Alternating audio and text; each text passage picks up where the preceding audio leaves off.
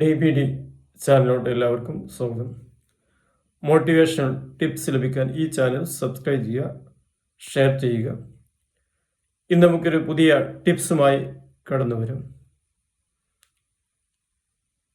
മാന്യമായ വേഷം ധരിച്ച ഒരു മനുഷ്യൻ തൻ്റെ യാത്രാവേളയിൽ യാചക വേഷത്തിലുള്ള വയസ്സായി തോന്നിക്കുന്ന ഒരു മനുഷ്യനെ കണ്ടുമുട്ടി. അദ്ദേഹത്തെ പരിചയപ്പെട്ടു, കാര്യങ്ങൾ അന്വേഷിച്ചു. അദ്ദേഹം പറയുന്നത് ഇങ്ങനെയാണ്: ഞാൻ സമ്പന്ന കുടുംബത്തിലെ ഒരു വ്യക്തിയാണ്. എൻ്റെ മക്കൾ ഒരു രോഗം വന്നപ്പോൾ, വാർദ്ധക്യ സഹജമായ രോഗമാണെന്ന് മനസ്സിലാക്കി എന്നെ വീട്ടിൽ നിന്ന് ഇറക്കി വിട്ടതാണ്. ഇന്ന് ഞാൻ ഒരു ഗതിയുമില്ലാതെ അലയുകയാണ്. യാചന മാത്രമേ എനിക്ക് അറിയുകയുള്ളൂ. എനിക്ക് ആരെങ്കിലും സഹായിക്കാൻ വളരെ ഉപകാരമാണ്. ഇത് കേട്ട ഈ മാന്യ മനുഷ്യൻ അദ്ദേഹത്തോട് പറഞ്ഞു, എൻ്റെ കൂടെ വന്നാൽ ഞാൻ നിങ്ങളെ രക്ഷപ്പെടുത്താം, നിങ്ങളെ സഹായിക്കാം, ഞാൻ റെഡിയാണെന്ന് പറഞ്ഞപ്പോൾ അദ്ദേഹത്തിൻ്റെ കൂടെ പോയി ഒരു കേന്ദ്രത്തിലെത്തി. അവിടെ കൂടെ അദ്ദേഹത്തിൻ്റെ വയസ്സ് തോന്നിക്കുന്ന ഒരുപാട് ആളുകളുണ്ട്. ആ കേന്ദ്രത്തിൽ പോയി. എന്നിട്ട് പിന്നെ തൊട്ടടുത്തൊരു കേന്ദ്രത്തിൽ യുവാക്കളല്ലെങ്കിലും മധ്യവയസ്കന്മാർ ഊർജ്ജസ്വലായ ഒരു കൂട്ടം ആളുകളുടെ കേന്ദ്രത്തിലോട്ടും ഇദ്ദേഹത്തെ കൊണ്ടുപോയി. എന്നിട്ട് അദ്ദേഹത്തോട് ചോദിച്ചു, നിങ്ങൾക്ക് ഏത് കൂട്ടത്തിലാണ് ചേരാൻ താല്പര്യം? അദ്ദേഹം പറഞ്ഞു, ആ വയസ്സായ മനുഷ്യൻ പറഞ്ഞു, എനിക്ക് മധ്യവയസ്കന്മാരായി നല്ല ഊർജ്ജമുള്ള ആവേശമുള്ള ആളുകൾ കൂട്ടത്തിലാണ് ചേരേണ്ടത്. പക്ഷേ എനിക്ക് സാധിക്കുകയില്ലല്ലോ, എനിക്ക് ഈ വയസ്സന്മാരുടെ കൂട്ടത്തിൽ ചേരാൻ സാധിക്കുള്ളൂ. അപ്പോൾ ഇദ്ദേഹം ഈ വയസ്സിനോട് ചോദിച്ചു, ഈ മാന്യമായ മനുഷ്യൻ, ഇയാൾ കൊണ്ടുപോകുന്ന മനുഷ്യൻ ചോദിച്ചു, നിങ്ങൾക്ക് എത്ര വയസ്സായി?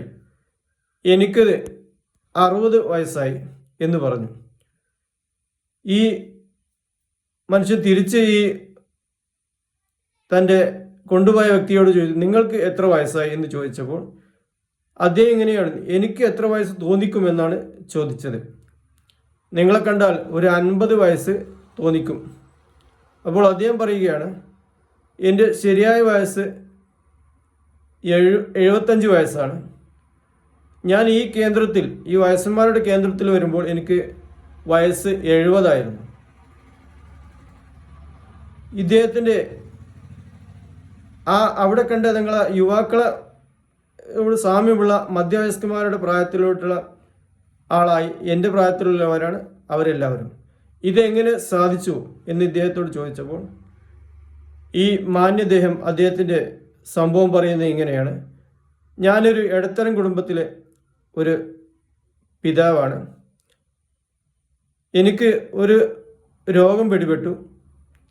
എൻ്റെ ജോലിക്ക് പോകാൻ പറ്റാത്ത അവസ്ഥ വന്നു.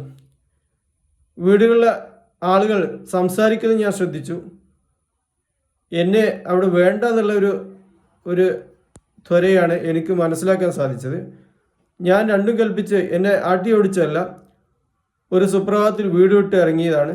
എന്നിട്ട് ഈ വൃദ്ധന്മാരെ പരിചരിക്കുന്ന കേന്ദ്രത്തിൽ എത്തിച്ചേർന്ന ഉടനെ തന്നെ ഞാൻ സ്വയം ഒന്ന് ചിന്തിച്ചു. എൻ്റെ ഉൾവാതിലുള്ള എൻ്റെ പാഷൻ ഞാൻ കണ്ടെത്തി. അങ്ങനെ ഞാൻ ആ പാഷൻ ഉപയോഗിച്ച് മറ്റുള്ളവരുടെ അഭിവാജ്യയും ഉൾക്കരുത്തും കണ്ടെത്തി ഓരോരുത്തർക്കെയും ഞാൻ പ്രചോദനം നൽകി. അവരിന്ന് എൻ്റെ കൂടെ ആ ബാച്ചിൽ വന്ന ആളുകളൊക്കെ ഇന്ന് പല മേഖലയിലായിട്ട് വ്യവസായത്തിലും വാണിജ്യത്തിലും കലാകായിക രംഗത്തും രാഷ്ട്രീയ മേഖലയിലും നിറഞ്ഞ വ്യക്തികളായിട്ട് ജീവിച്ചു കൊണ്ടിരിക്കുകയാണ്. നിങ്ങൾ തൊട്ടടുത്ത കേന്ദ്രത്തിൽ കണ്ട മധ്യവയസ്കന്മാർ ഇവിടെ വന്നിട്ട് 1 വർഷമായിട്ടുള്ളൂ. അവർ ഇനി ഇതുപോലെ ഇവിടുന്ന് വിട്ട് വിവിധ രംഗങ്ങൾ കൈകാര്യം ചെയ്യും.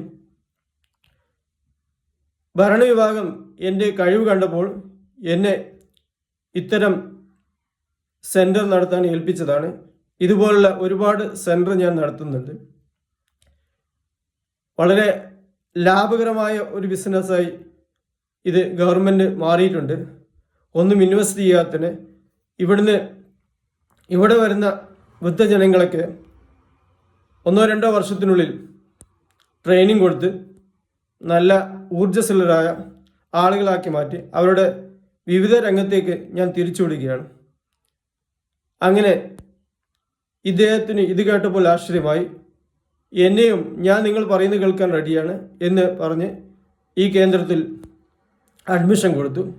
അങ്ങനെ ഈ 1 വർഷത്തിനുള്ളിൽ ഇയാളെ കഴിവുകൾ കണ്ടെത്തി ഇയാളെ പ്രചോദിപ്പിച്ച് നല്ല ഊർജ്ജസ്വലരായി പുറത്തുവിട്ടു. ഇയാൾ സ്വന്തം വീട്ടുകാരെ വന്ന് അന്വേഷിക്കാതെ തന്നെ സ്വയമായിട്ട് ഈ വൃദ്ധകേന്ദ്രത്തിൽ നിന്ന് പുറത്തുപോയി.